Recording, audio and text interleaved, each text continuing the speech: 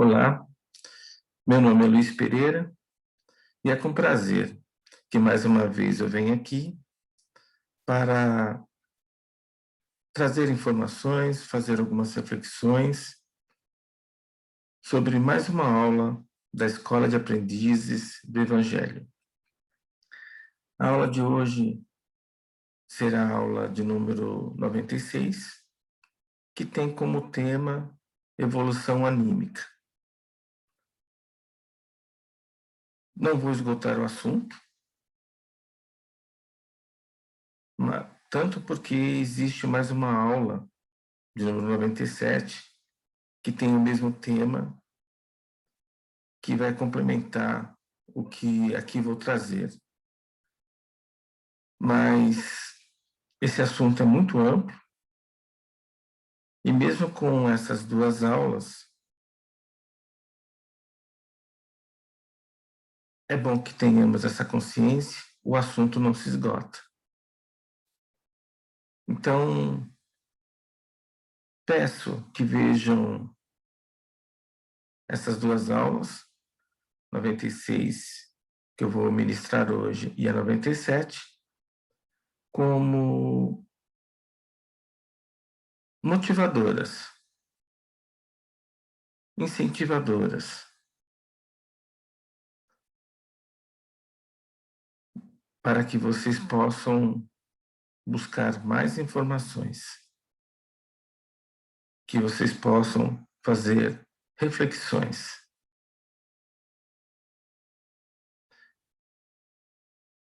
Bom, vamos então começar a aula 96. Para isso eu vou então compartilhar aqui a minha tela.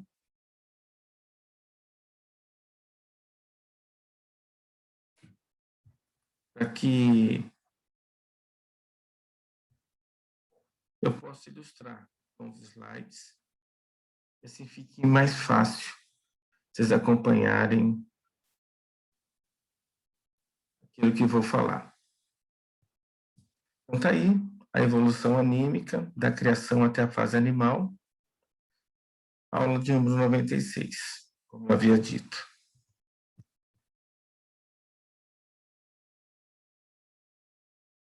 Vamos começar então falando o que é animismo, né? Animismo, como diz o slide, tem a ver com alma. E na conceituação de animismo, está embutido a ideia que tudo é vivo.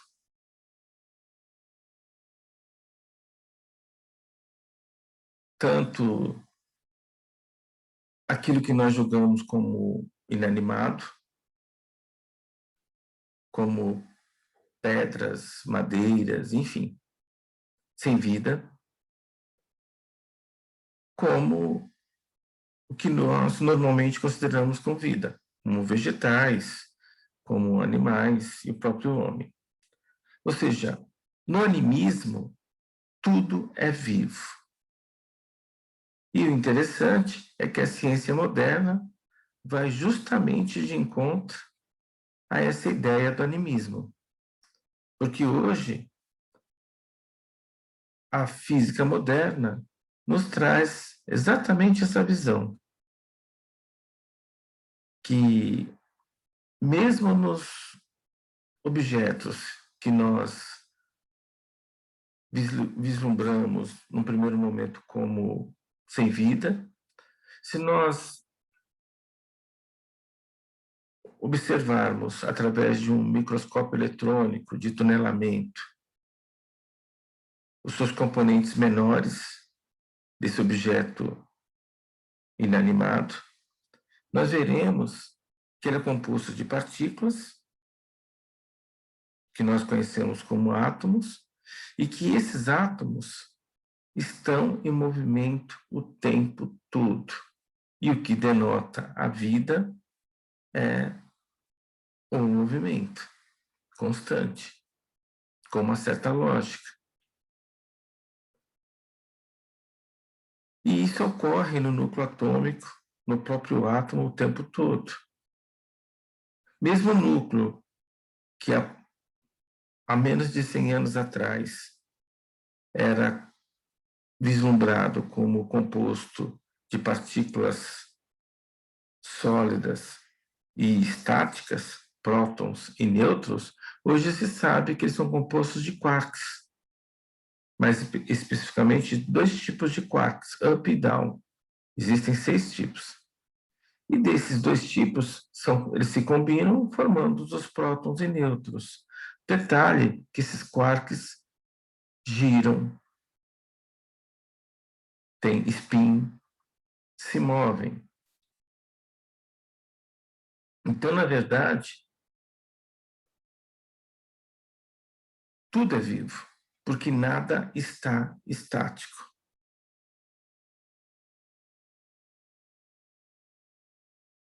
Indo um pouco mais a fundo, a gente percebe que a matéria, na verdade, é energia em movimento condensada.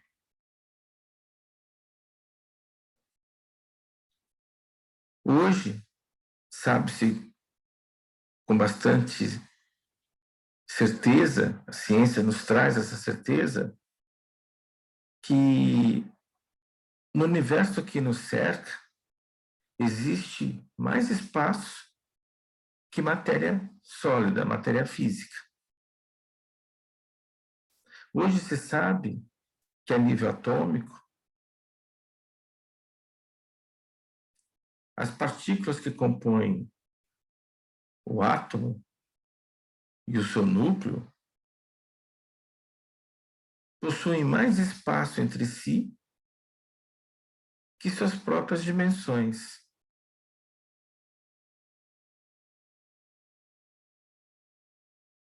E que nós só não percebemos que existe mais espaço que matéria ao tocar numa parede sólida, porque a nossa mão não consegue atravessar esses espaços devido às forças fundamentais da natureza que mantém a estrutura atômica funcionando. Mas especificamente a força eletromagnética e a força forte.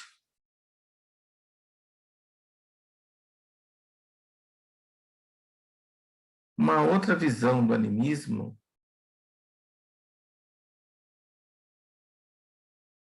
é que, como tudo tem alma, tudo tem espírito, esse espírito vem da onde? Esse espírito é uma resposta lógica, não pode surgir do nada. E a causa, então, da existência desse espírito é uma potência fora desse espírito que permite, que manifesta essa alma primordial.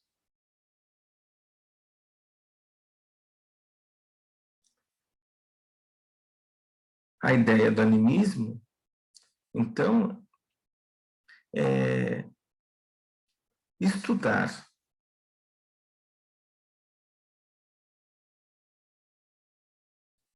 essas almas, que são espíritos manifestos na matéria, de acordo com a visão da nossa doutrina, e como se dá o processo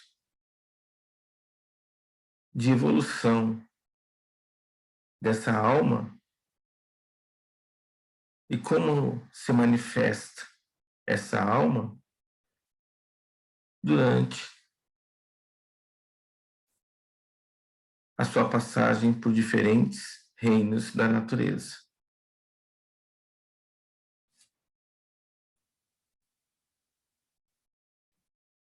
Gabriel Delaney, um dos discípulos de Kardec, escreveu esse livro, Evolução Anímica. E nesse livro, ele procura responder a diversas perguntas envolvendo a evolução da alma, do espírito encarnado. Eu destaco aqui a resposta à pergunta: qual a finalidade de estarmos aqui? E a resposta que Delaney nos dá, e que faz sentido, é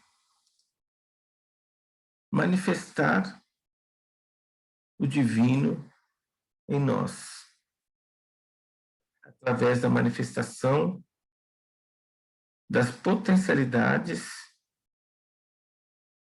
inatas que temos, mas que estão, de certa forma, todas desativadas no início da nossa manifestação como espírito na matéria. Então, a finalidade de estarmos aqui, nós, espíritos encarnados na matéria, é evoluir, é aprender a utilizar as nossas potencialidades provenientes da entidade que nos deu origem, ou seja, do nosso Pai. Então, como filhos desse Pai, como provenientes desse Pai, nós herdamos as suas potencialidades. Só que, por ignorância, por falta de poder de ser, por ser só um esboço do ser, nós não temos consciência dessas potencialidades no início e, portanto, não sabemos utilizá-las. Só que à medida que o tempo passa e que nós, espíritos, caminhamos, evoluímos na matéria, vamos adquirindo consciência dessas potencialidades, consciência do universo que nos cerca, consciência de nós mesmos e, por último, então, vamos aprendendo a manifestar o divino em nós, até o objetivo final, que é estarmos pleno, em sintonia plena com o divino. E nessa ressonância, retornarmos ao Pai. E é isso, é essa ideia que seria então o reino de Deus. Um estado de consciência de nós espíritos, aonde nós sentimos e manifestamos a presença do divino o tempo todo em nós. Jesus nos disse para que nós permanecêssemos nele, nos seus ensinamentos, porque ele e o Pai são um. E que se nós, então, fizermos isso, nos mantermos em Jesus, nós seremos um com o Pai. Porque, em resumo, todos nós somos deuses.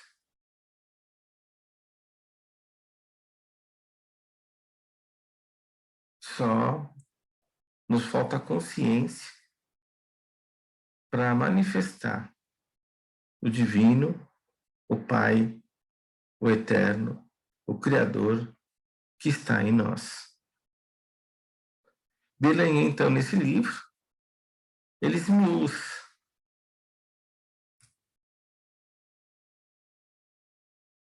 detalhando os objetivos do espírito encarnado na matéria após a manifestação do Pai na criação. Então, automaticamente, essa segunda pergunta fica respondida. Por que evoluímos? Porque queremos retornar ao Pai. Porque queremos retornar ao reino de Deus. Porque queremos o colo de nosso Pai.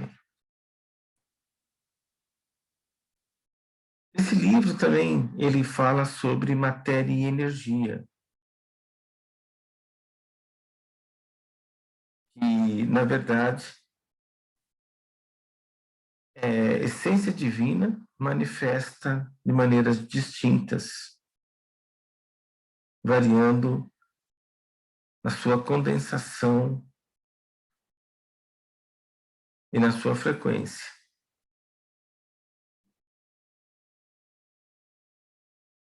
Matéria, e a ciência nos diz isso hoje, é energia condensada. Mas a matéria continua sendo energia, só que num outro status, numa outra organização.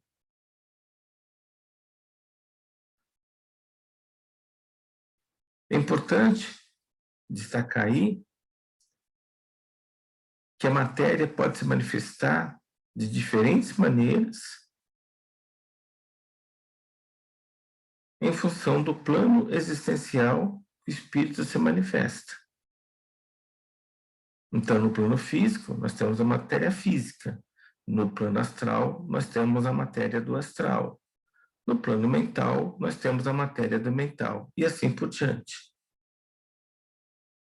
Mas, em todos os casos, é energia.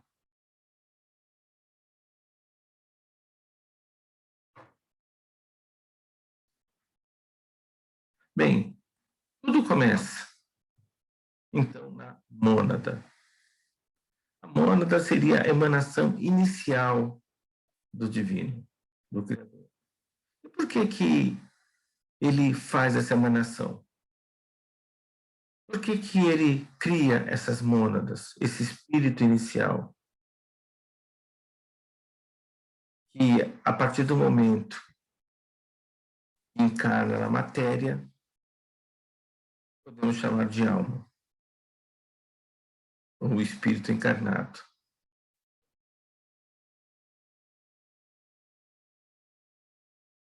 Bem, a mônada, manifestação do divino, porque é a comprovação que o divino está vivo.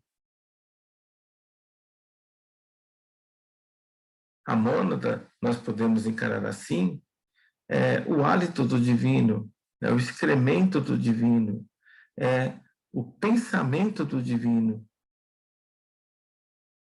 Ele é um ser vivo, é um espírito. No livro dos Espíritos é colocado isso, que o Criador é um espírito, e como espírito tem vida, e como tem vida, ele respira, ele se movimenta, ele se manifesta. E a mônada seria, então, essa manifestação do divino. E essa mônada, ela,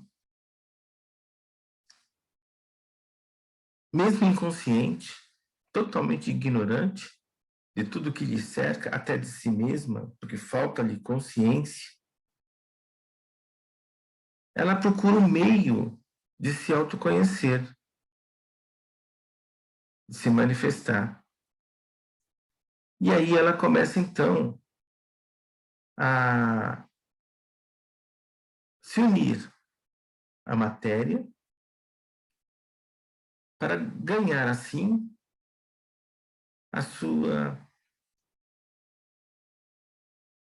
primeira experiência, primeiras vivências, expandindo, assim, a consciência do zero absoluto de entendimento para alguma coisa e cada vez mais à medida que caminha. Então, a mônada, ao ser criada pelo divino, ela começa, então, a encarnar na matéria. E a sua primeira encarnação é no reino mineral. E nós, no primeiro momento, entendemos sem vida. Então, a mônada começa, então, a participar do reino mineral conectado a comunidades que compõem os minerais. Então, a mônada condensa energias, formando os conglomerados moleculares respectivo a cada tipo de minério. E ao fazer isso, elas acabam criando, então, comunidades, consciências daquele tipo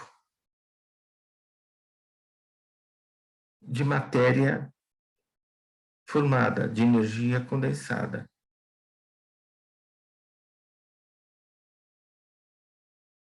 E assim, cada tipo de material inorgânico que vai sendo plasmado, moldado pela mônada, vai criando, então, comunidades, consciências que ficam conectadas àquele tipo de formação material. Então, numa barra de ferro, nós podemos ter mônadas que, ao formarem as barras de ferro, acabam, então, ficando conectadas à consciência coletiva daquela barra de ferro.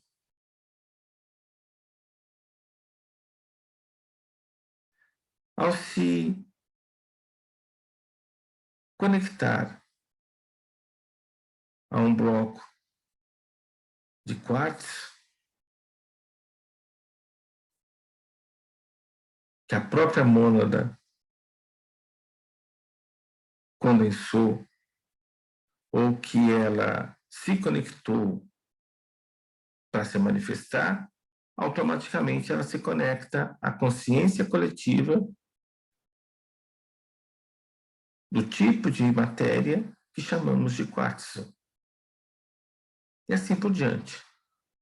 Então, no reino mineral, nós temos uma consciência coletiva para cada tipo de minério, de matéria do reino mineral. E cada uma dessas consciências coletivas acumulam informação referente àquele material pertencente ao reino mineral. E as mônadas, então, começam a ganhar as suas primeiras experiências, obter as suas primeiras ampliações de consciência através da conexão com essas mentes coletivas. E aí, então, além de começar a desenvolver corpos físicos a partir da condensação da energia, as mônadas também começam a desenvolver um esboço de corpo astral. Porque elas começam a desenvolver as suas primeiras relações com outros tipos de materiais do reino mineral. Então, um objeto A do reino mineral pode, de repente, então, desenvolver uma atração por um material tipo B do reino mineral ou uma repulsão. Então, ele pode se sentir atraído ou repelido. Ele pode não ter reação nenhuma e ficar inerte, mas de uma forma ou de outra, já começa a aparecer aí uma ponta de desejo, de vontade de se unir ou de não se unir.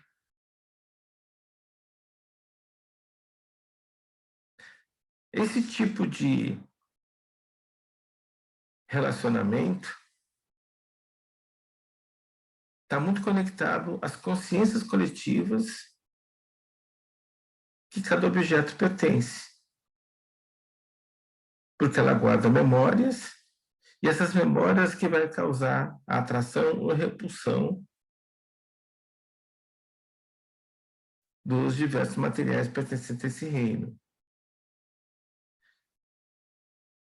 Nesse reino também as mônadas, como estão conectadas, encarnadas na matéria física, elas começam também a ter as primeiras percepções de calor, frio, umidade, pressão, que apesar de ter uma atitude passiva, elas começam a tomar uma primeira consciência, mesmo que bastante rudimentar, do universo que lhes cerca. E essas impressões vão enriquecendo a consciência coletiva daquele material. Então, dizem que as rochas têm memória. Na verdade, as mônadas que ficam conectadas nessas rochas, elas pertencem à consciência coletiva, e essas memórias, que podem ser memórias de milhões de anos, essas lembranças, ficam armazenadas na consciência coletiva daquele tipo de rocha.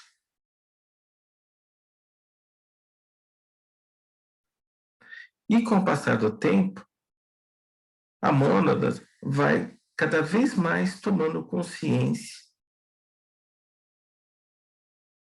tendo acréscimos quantitativos de consciência, aumentando o seu grau de conhecimento do universo, e enriquecendo a consciência coletiva. Quando esse acúmulo de consciência atinge um valor crítico, dá-se então um salto qualitativo, fazendo com que a mônada que estava presa a consciências do reino mineral possa então começar a ter experiências em consciências coletivas que estão no reino vegetal. Note que não existe ainda nenhuma individualização de consciência das mônadas que estão no reino mineral. E aí, na transição, antes de assumir a sua experiência no reino vegetal, as mônadas passam, então, por um plano intermediário, onde elas são classificadas como elementais.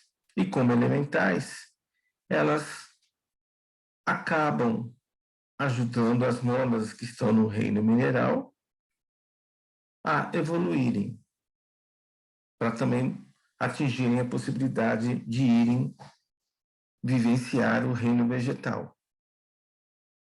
Essas mônadas que estão no reino elemental A, que está entre os minerais e os vegetais, se manifesta, então, através de fenômenos do ar, da água ou da terra.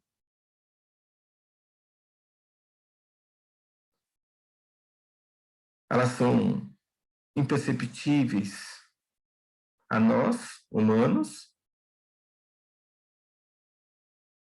que vemos esses elementais simplesmente como a própria ação da natureza.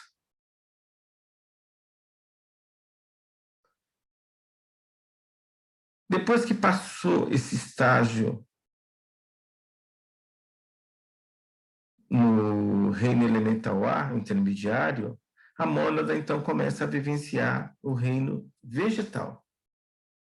E no reino vegetal, novamente, ela vai se conectando a consciências coletivas, desde os vegetais mais simples, evoluindo até os vegetais mais complexos. Então, ela se conecta a consciências coletivas, e aí ela plasma o respectivo vegetal, o corpo do vegetal que está conectado a essa consciência coletiva, e aí ela começa a ter experiências que o reino mineral não lhe permitia, como, por exemplo, se alimentar, respirar, gerar frutos, procriar, e se relacionar de uma forma mais flexível com o universo que lhe cerca.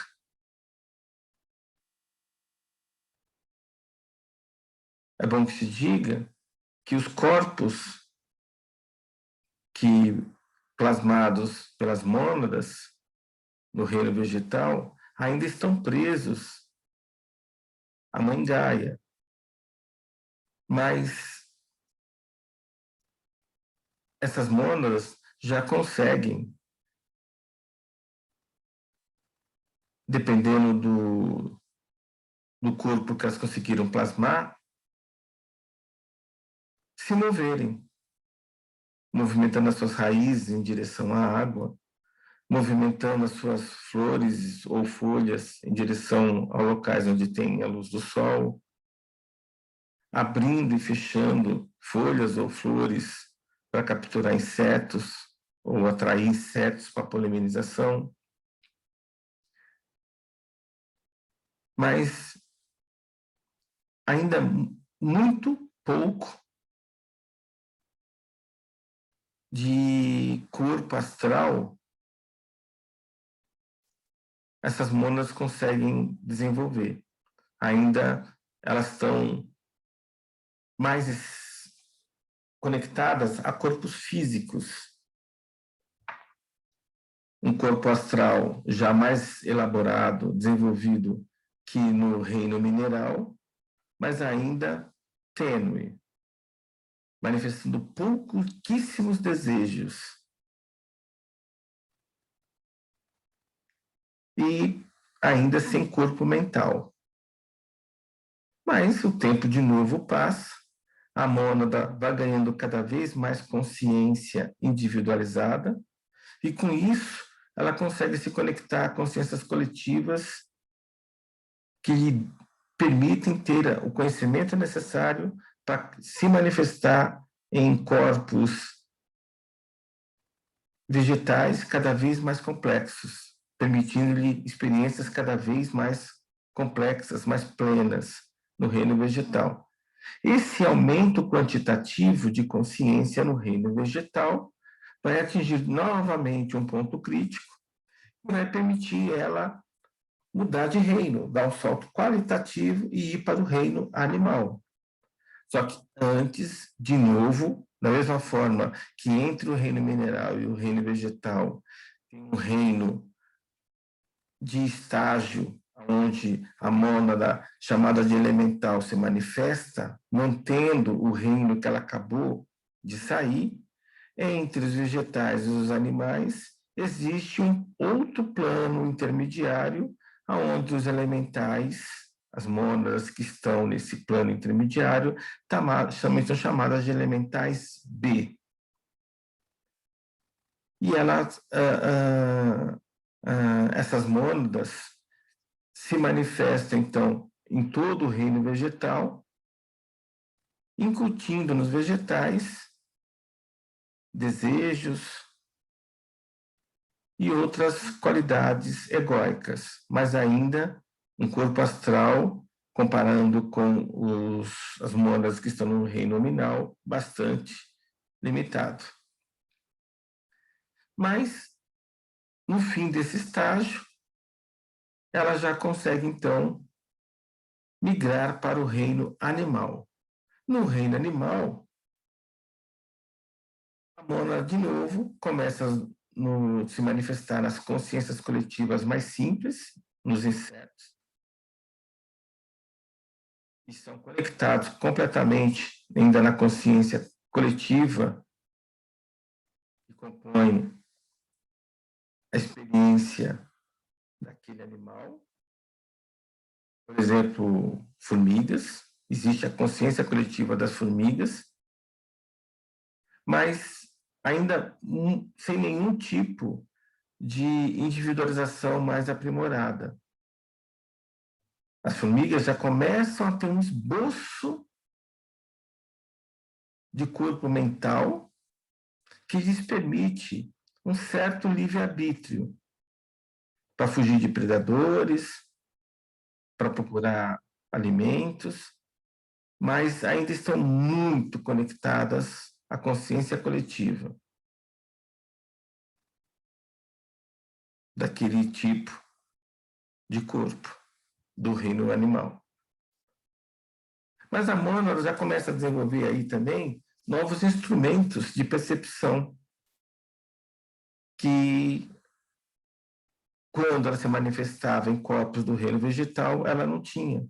Começa, então, a desenvolver os primeiros instrumentos ópticos de visão, os olhos, e os instrumentos de audição, os ouvidos. E a melhorar os instrumentos de percepção do universo, como olfato, tato e paladar, que começou a desenvolver no vegetal.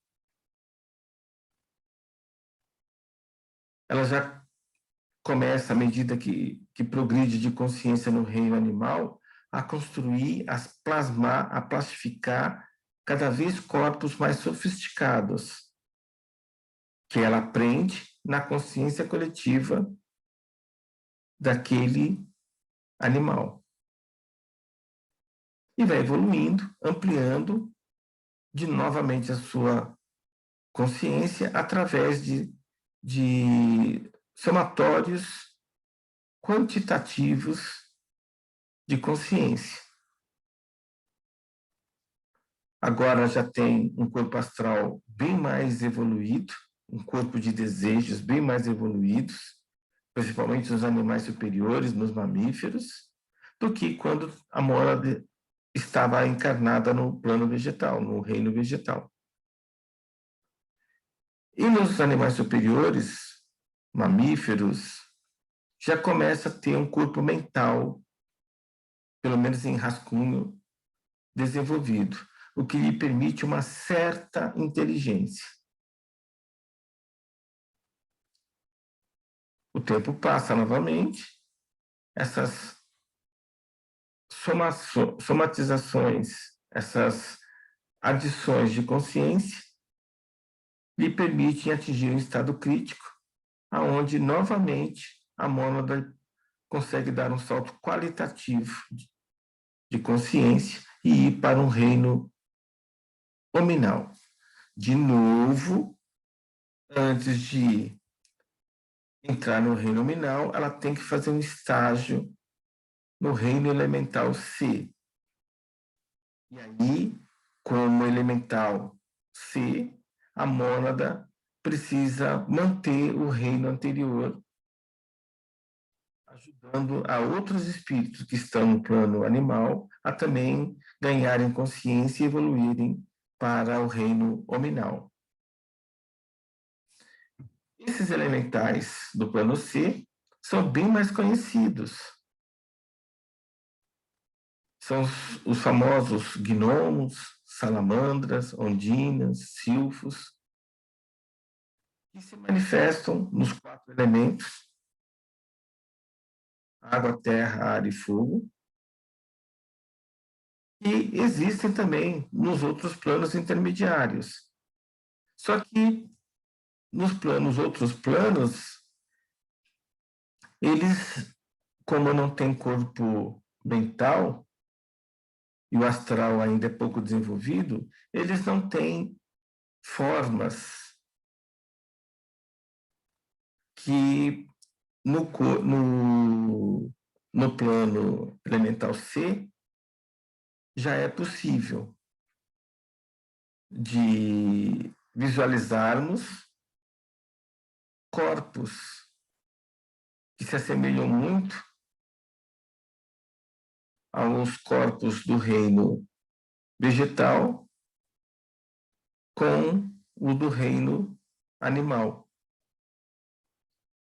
E são criaturas que são espíritos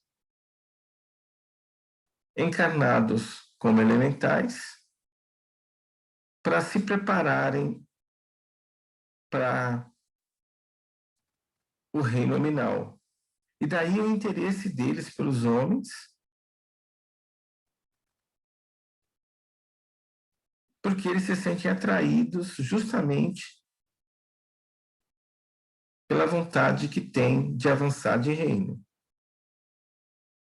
Mas eles são mantenedores do reino animal. E aí chegamos no reino nominal, que será detalhado na próxima aula. No reino nominal, o pensamento é contínuo. A mônada, quando encarna no reino nominal, o espírito ganha consciência de si própria. Continua o espírito encarnado no reino nominal, continua conectado à consciência coletiva, agora do reino nominal. Mas ele tem uma consciência coletiva, tem uma consciência individual totalmente desenvolvida. Ele já reconhece a si próprio. E assim pensa de maneira contínua, exercendo o seu livre-arbítrio.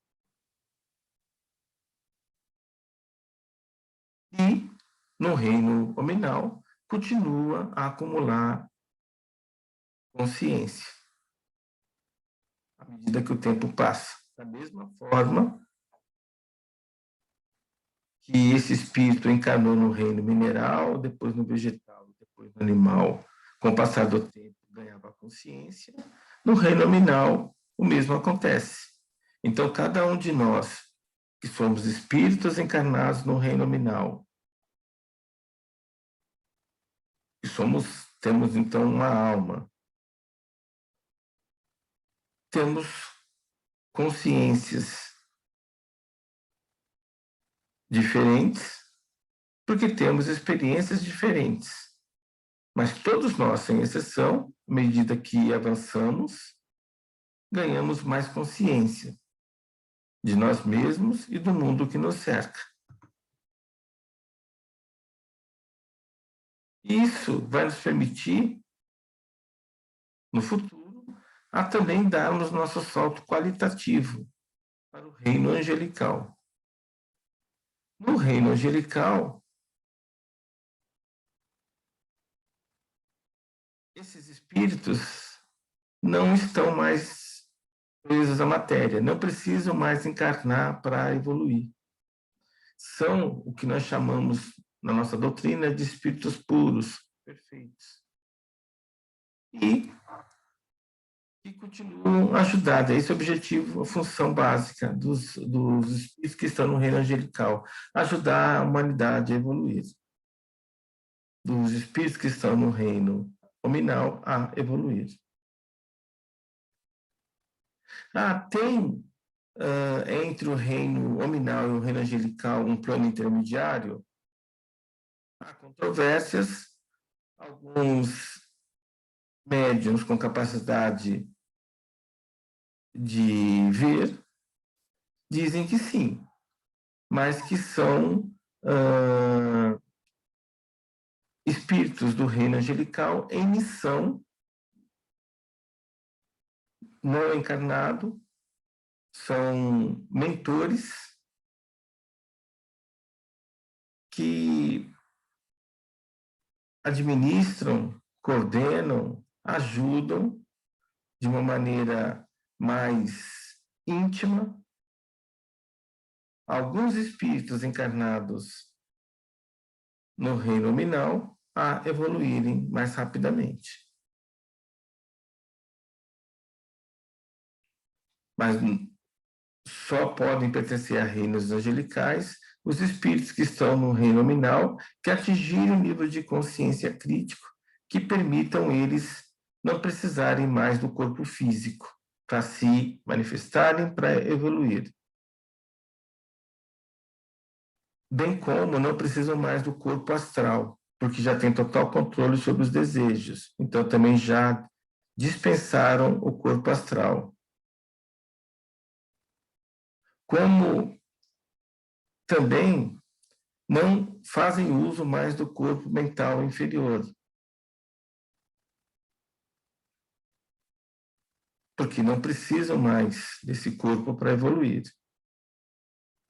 Eles usam só o corpo mental superior, o corpo da ideia, das ideias, das intuições, a mente abstrata. Só que existe também uma hierarquia no reino angelical, onde os espíritos angelicais de mais alto nível, eles nem corpo mentais têm mais. Já estão com corpos totalmente energéticos.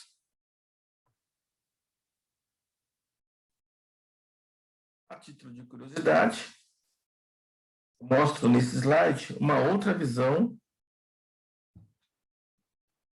um pouco diferente da visão que eu acabei de mostrar. Na visão que eu acabei de mostrar, as emanações iniciais do divino, as mônadas, encarnam no reino mineral e, à medida que ganham consciência, vão evoluindo e essas mônadas, espíritos encarnados no plano material, vão evoluindo através dos diversos reinos. Então, do reino mineral vai para o reino vegetal, do vegetal vai para o animal, do animal para o nominal. Ou seja, a mesma mônada passa por experiências nos 4 reinos, fora os planos intermediários, onde elas se manifestam como elementais. Nessa visão aqui, os anjos é o top de uma hierarquia de evolução. E os homens, o reino nominal, é o top de outra hierarquia evolutiva. Ou seja, nessa visão, os homens, os espíritos encarnados no reino nominal, não se tornarão anjos, porque eles irão, à medida que evoluírem, atingir status outros, como homens, mas que não precisam mais encarnar, mas que podem ter corpos astrais ou mental ou até búdico, dependendo do seu nível evolutivo. Então, normalmente, no topo aqui, teríamos aí os espíritos puros, perfeitos, que ajudam os inferiores, os homens inferiores a evoluírem. Reparem que os homens vêm dos animais domésticos, mamíferos, enquanto que os anjos, né, eles, dependendo da sua linha evolutiva, passam por animais aquáticos ou por animais terrestres. Tem os elementais, para no final atingirem estados de anjo. Então, a grande diferença aqui é que os anjos não fazem parte da linha evolutiva. Tanto os anjos como os elementais é um outro ramo evolutivo, que não tem a ver com os reino humano, onde nós temos plantas, os animais inferiores, superiores, né, até os domésticos e até, por último, os adeptos, os mestres. Mas essa visão aqui é uma visão da teosofia e que alguns espíritas adotam. Eu, particularmente, acredito na visão que eu coloquei anteriormente. Porque me parece meio ilógico o Criador criar dois níveis diferentes de evolução. Me parece injusto um espírito poder se tornar anjo porque nasceu, porque evoluiu numa sequência A, e um outro espírito porque evoluiu numa sequência B não possa virar, e vice-versa, sem análise de valor aí. Mas, enfim, eu coloquei esse slide mais para vocês conhecerem uma outra visão, né, dos elementais e dos anjos. Um pouquinho do fluido vital. O fluido vital é uma emanação do divino, a energia do divino, é o prana, né, dos orientais, que flui de maneira contínua por todo o universo. E nós, quer queiramos, quer não, absorvemos esse prana o tempo todo. Então, nós absorvemos a energia dos alimentos que comemos, do ar que respiramos e do prana que é emitido o tempo todo pelo divino. Só que esse prana, a absorção desse prana, depende muito do nosso estado vibracional, da nossa frequência, e de quanto devolvemos para o universo o prana que captamos. E o espírito, ele usa esse prana para desenvolver os corpos que ele usa para se manifestar em cada plano existencial. No plano físico, o espírito, antes de se manifestar, antes de nascer, ele captura fluido vital e, conectado a uma consciência coletiva, ou do reino nominal, ou do reino vegetal, ou do reino animal, ele plasma um corpo para ele se manifestar, aprender, ganhar consciência e evoluir. Outro conceito importante é a energia vital.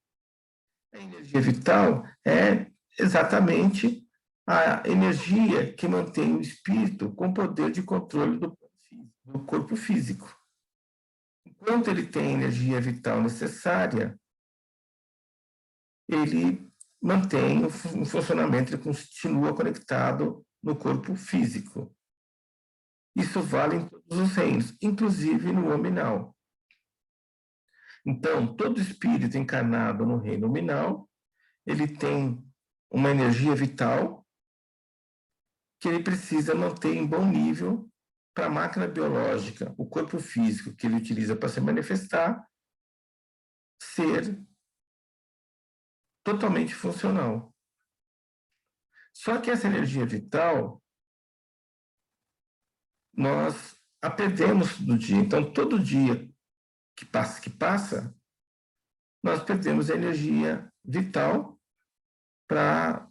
porque trabalhamos, porque gastamos energia de maneira geral em tudo que fazemos. Até quando dormimos, estamos gastando energia. E essa energia é a energia vital. Ah, mas nós, através do alimento e do ar, absorvemos essa energia vital. Sim, mas nós não conseguimos repor toda a energia vital que nós perdemos, por mais que tentemos.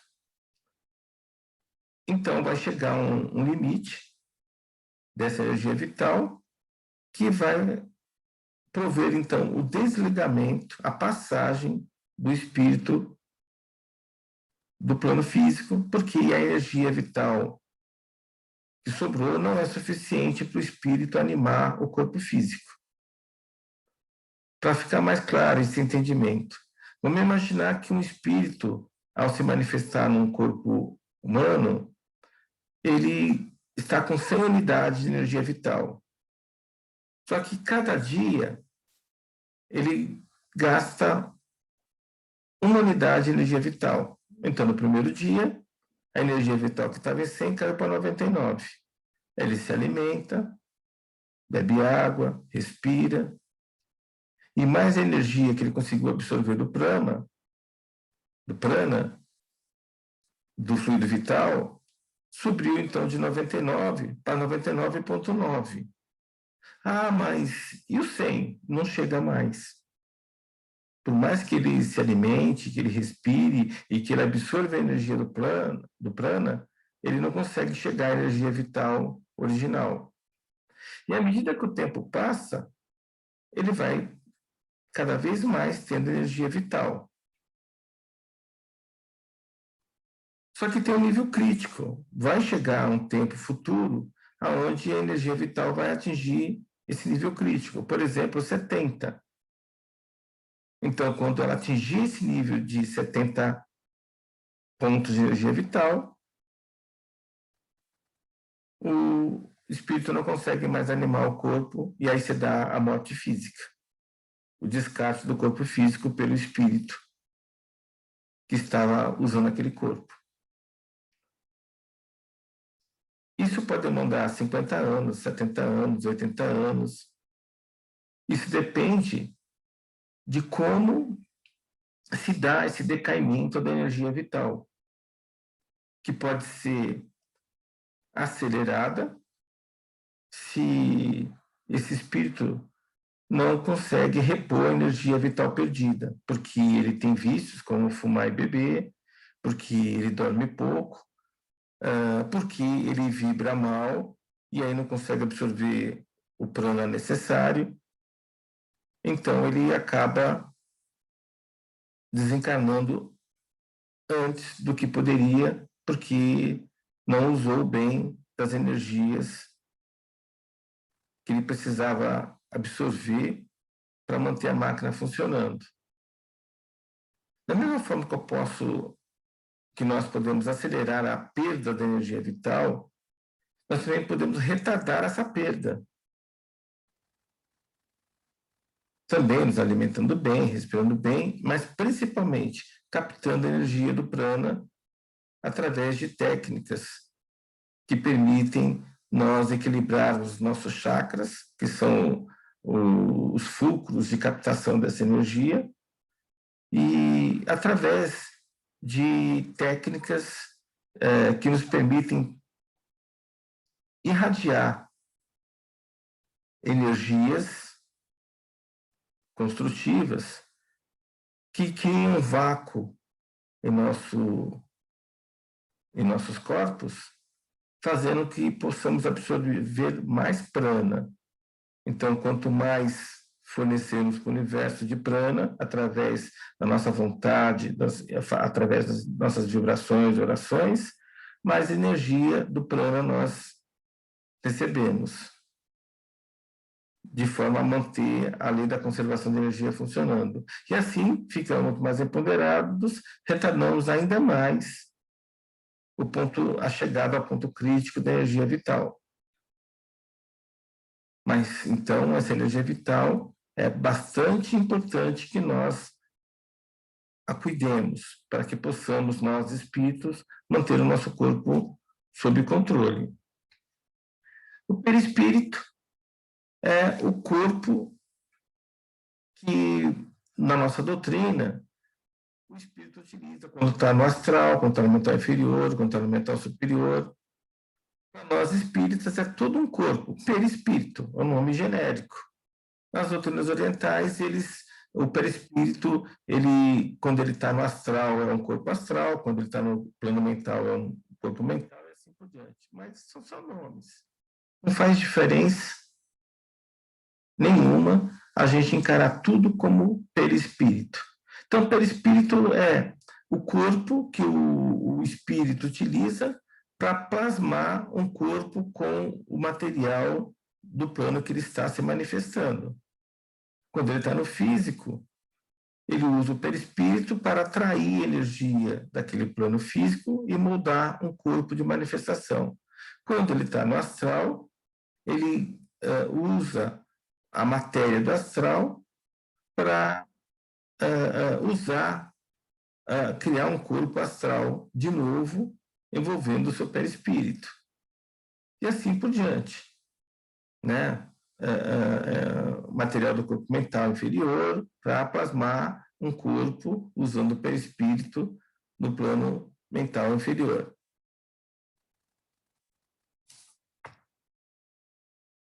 Bem, para terminar, eu queria comentar um pouquinho da questão do despertamento do ser espírito. É automático e contínuo. Então, à medida que o espírito evolui na matéria, pelos diferentes reinos, ele vai ganhando consciência. E isso é automático.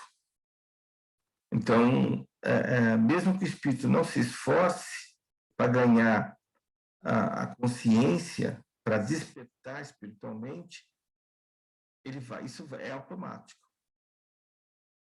Vai demandar mais tempo. Por quê?